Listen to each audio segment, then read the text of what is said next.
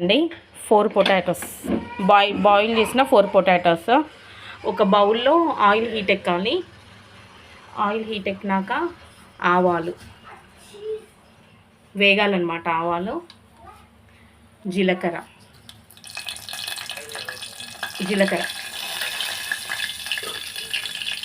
ఆవాలు జీలకర్ర వేగినాక కొంచెం శనగపప్పు, కొంచెం మినపప్పు, అది వేగాలి.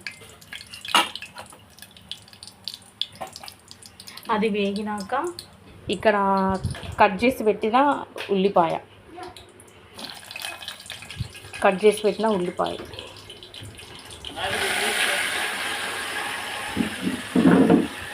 ఇలా కొత్తిమీర, పుదీనా వేసేయాలి. ఆవాలు, జీలకర్ర, శనగపప్పు, మినప్పప్పు, పచ్చిమిర్చి, ఉల్లిపాయ, కొత్తిమీర, పుదీనా అదంతా వేగినాక కొంచెం పసుపు వేయాలి. అదంతా వేగడానికి కొంచెం సాల్ట్ వేయాలి. అల్లం పేస్ట్, ఇవన్నీ వేసేసి కలపాలి అన్నమాట. ఇదంతా వేగాలి.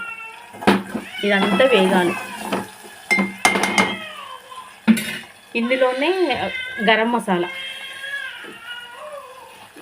నా దగ్గర ధనియాల పొడి లేదండి. ఇది నేను ఈ ప్యాక్ యూజ్ చేస్తున్నా. ఇది నేను ధనియాల పొడి ప్లేస్లో వేస్తున్నా.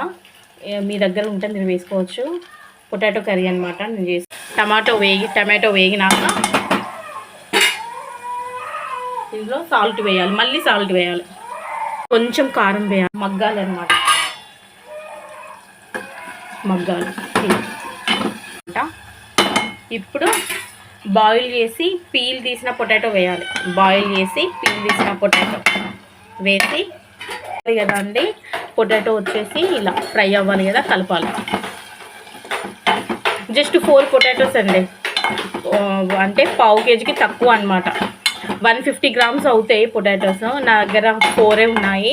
నేను 4 పొటాటోసే వండుతున్నా అనమాట. మా పిల్లలు ఆకలిస్తుంది, ఏడుస్తూ ఉన్నారు. కర్రీ అవ్వలేదు, గోకరకాయ ఉందన్నమాట. గోకరకాయ ఉంటే పిల్లలకి తినిపిద్దామనేసి రైస్ పెట్టేసా. రైస్ అయ్యింది, గోకరకాయ ఉంటే తినిపిస్తామండి. రైస్ ఇప్పుడే అయ్యిందనమాట. వేడిగా ఉంది రైస్. ఆకలికి మా పిల్లలు ఏడుస్తున్నారు. వేడివేడి రైస్లో గోకరకాయతో తినిపించాలనుకుంటున్నాం మా పిల్లలకి. ఏడుస్తున్నారనమాట ఆకలికి. మా 2 పిల్లలకి ఇంకా నేను ఫుడ్ తినిపించలేదు. ఇదిగోండి,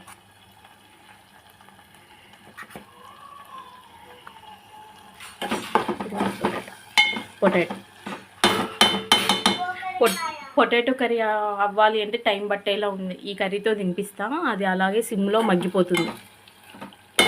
పొటాటో కర్రీ ఇదిగోండి, ఇదిగో బౌల్లోకి